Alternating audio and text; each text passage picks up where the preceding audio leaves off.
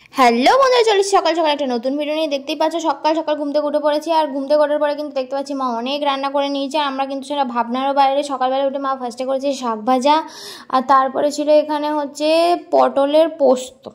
ঠিক আছে, তো আর আমরা ঘুটি মানুষ, আমাদের এইসব পটল ঝিঙে অনেক কিছুর পোস্ত হয়। এখানে কিন্তু ভাজা ছিল 4 রকমের, পটল ভাজা, আলু ভাজা, কুমড়ো ভাজা আর মাছ ভাজা। আরেকটা বাটিতেও মা পটল পোস্ত রেখেছিল, আমি জানি না কেন, মায়ের ইচ্ছা হয়েছে সেই জন্য মা রেখেছে। আর এখানে কিন্তু আবারও কুমড়ো ভাজা, মানে মা সব কটা প্লেট দিয়ে ঢাকা দিয়ে রেখেছিল, তাই জন্য আমরা দেখছিলাম তুলে তুলে। আর এইখানে দেখতে পাচ্ছ কিন্তু রয়েছে টেস্টি টেস্টি ইলিশ মাছে সর্ষে দিয়ে ঝাল, যদিও সেটা আমার কাছে টেস্টি না, কারণ আমি খেতে ভালোবাসি না। আর তারপরে হচ্ছে যে এখানে ছিল ডাল, আর এগুলো কিন্তু সবই হয়েছিল দিদিভাইয়ের জন্য, কারণ দিদিভাইয়ের ছিল সেদিন বার্থডে। তো আমি বার্থডে ব্লগে ধীরে ধীরে দিচ্ছি, কারণ অনেকগুলো পার্টে করা হয়েছে তো, তাই জন্য। আর তারপরে কিন্তু এইখানে দেখতে পাচ্ছ মা কত ডালের ফুলুরি করেছে, আর এই ডালের ফুলুরিগুলো কিন্তু অনেক টেস্টি হয়েছিল খেতে, সেগুলো তো খেয়েছি। আর তার সাথে ছিল এখানে ফ্রায়েড রাইস, এগুলো সব মা করে রেখেছিল।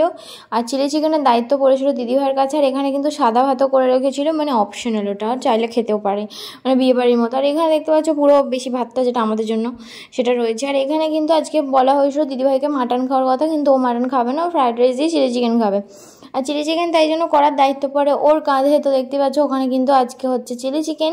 তো আমাদের বাড়িতে সেরকম আজকে রিচ কিছুই রান্না হচ্ছে না, চিলি চিকেনটাও খুব সিম্পলভাবেই করেছিল।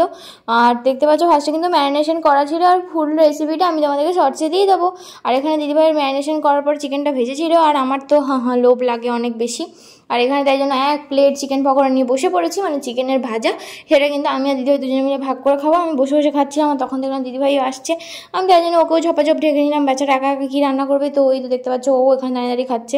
এই তো আমাদের অবস্থা, মানে আমরা আমাদেরকে রান্না করতে দিলে তার মানে এটাই বোঝা যাচ্ছে যে আমরা অর্ধেক রান্না ওখানেই খেয়ে ফেলবো। আর তারপরে কিন্তু সসটা 2টো সস মিশিয়ে নিয়েছি, একটা হচ্ছে টমেটো সস, আর হচ্ছে যে একটা হচ্ছে চিলি সস, আর হচ্ছে সয়া সস।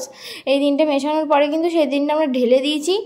তার আগে যা যা করতে হয় সেগুলো সব করে নিয়েছি, সেটা আমি তোমাদেরকে বললাম, তো শর্টসে দিয়ে দেবো। তারপরে কিন্তু চিলি চিকেনটা রেডি হয়ে গেছিলো।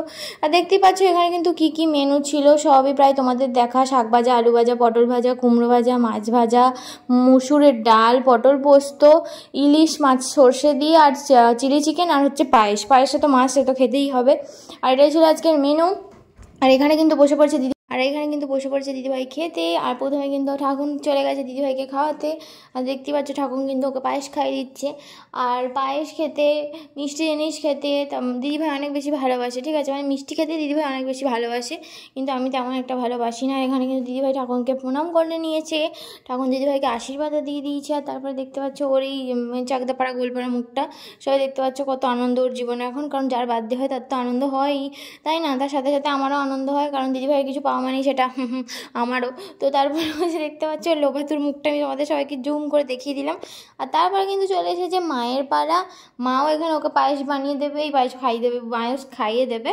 আর মাই কিন্তু আজকে সমস্ত রান্না বান্না করেছে। আমি তো তাই ভাবি, সকালবেলা উঠে মা 7টার সময় উঠে রান্না বান্না সব করে, মানে ততক্ষণে 8টা-9টার মধ্যে সব কমপ্লিট হয়ে যায়। আর তখন মানে আমি কিছুই বুঝতে পারি না, ঠিক আছে, মানে আমি মায়ের জায়গায় থাকলে তো জীবনও করতে পারতাম না, সেটাই ক্লিয়ার করে বললাম। মানে এখানে চলে এসেছে এখন বাবার পালা। তো একের পর এক আমাদের মৌলি রানী কিন্তু সবার কাছ থেকে গিফট পেয়েই যাচ্ছে। মৌলি রানীকে আমিও গিফট দিয়েছি, সেটা তোমাদেরকে আমি পরে বলছি। আর তারপরে দেখতে পাচ্ছ এই তো বাবা দিয়ে দিল গিফট, আর ও দেখো কি খুশি। এই দেখো লোবাতুর মুখটা দেখানো হলো না, আগে কিন্তু লোবাতুর মুখটা তোমাদেরকে দেখিয়ে দিয়েছিলাম। আর তারপরে কিন্তু দিদি এখন বসে বসে খাচ্ছে, ও কিন্তু জানে না এই ভিডিওটা আমি করছিলাম। আর তারপরে ও নেচে নেচে খাচ্ছিলো, কারণ আনন্দ হচ্ছিলো, কারণ আমাদের আবার ওই স্লাইস যে আলু ভাজাটা খেতে অনেক বেশি ভালো লাগে, দেখতে পাচ্ছ ওটাই প্রায়শই ও খেয়ে নিচ্ছে। আর এত রান্নাও বসে বসে একা একা খাবে না, আমি বসে বসে দেখছিলাম আর ভিডিও করছিলাম, কারণ আমি তো ইলিশ মাছ খাবো না, তো অনেক বেশি কষ্ট। তারপরে কিন্তু আমি দেখতে পাই পরের দিন, কারণ সেই দিন তো দিদিভাইয়ের হয়নি, মাঝখানে 2 দিন গ্যাপ দিই, আবার সানডে দিদিভাইয়ের মানে সেলিব্রেশনটা হয়। তো তারপরের দিন সকালবেলা ঘুম থেকে উঠে দেখি মেঘটা জাস্ট অসাধারণ ছিল, কারণ শরৎকাল তোমরা সবাই জানো, পুজো প্রায় চলেই এসেছে, আর তার সাথে আমার এক্সামও, তো দুটোর কারণেই মেঘটা অনেক সুন্দর ছিল। আর দেখতেই পাচ্ছ এটা কিন্তু দিদিভাইয়ের কেক, যেটা কিন্তু আমাদের ঈশিতা রানী বানিয়ে দিয়েছে। তো ঈশিতা কিন্তু খুবই সুন্দর কেক বানায়, আর ওর কাছ থেকে আমি কেক নিয়েছি। আর তারপর হচ্ছে তাই জন্য এটাও নিয়েছি, আর একটা দেখবে শর্টসে দিয়েছি ছোট্ট পাড়া একটা রেনবো দেওয়া, ওইটাও কিন্তু ওর কাছ থেকে নিয়েছি। দুটোই কিন্তু অসাধারণ টেস্টি, মানে আমার তো খেতে দারুণ লাগে, তোমরাও নিতে পারো। এখানে দিদিভাইয়ের এই কেকটা কিন্তু দিদিভাইকে একজন গিফট করেছে। যাই হোক, এটা কিন্তু দিদিভাইয়ের গিফট পাওয়া কেক। আর আগের দিনের কেকটা কিন্তু আমি দিদিভাইকে গিফট করেছি। আর এটাই হচ্ছে আসল রিয়েলিটি চেক, যে মানে বার্থডে সেলিব্রেশন পরে আমরা ভাবি সবাই বসে থাকতে হয়, কিন্তু আসলে ওকে ঘর ঝাড় দিতে হয়। দিদিভাইকে বলেছি আমি পরের বার আরও সুন্দর করে ডেকোরেশন করবো, কারণ এইবার আমার এক্সাম চলছে। তাই জন্য দিদিভাই বলেছে হ্যাঁ হ্যাঁ কোনো ব্যাপার না। আর দিদিভাই খুব খুশি হয়েছিল, এইবারে অনেক বেশি মজা হয়েছিল। দেখতে পাচ্ছ সাদা রঙের ড্রেসটা পরে ওকে কত সুন্দর লাগছে। আর ভিডিও ভালো লেগে থাকলে অবশ্যই লাইক এন্ড সাবস্ক্রাইব করতে ভুলো না।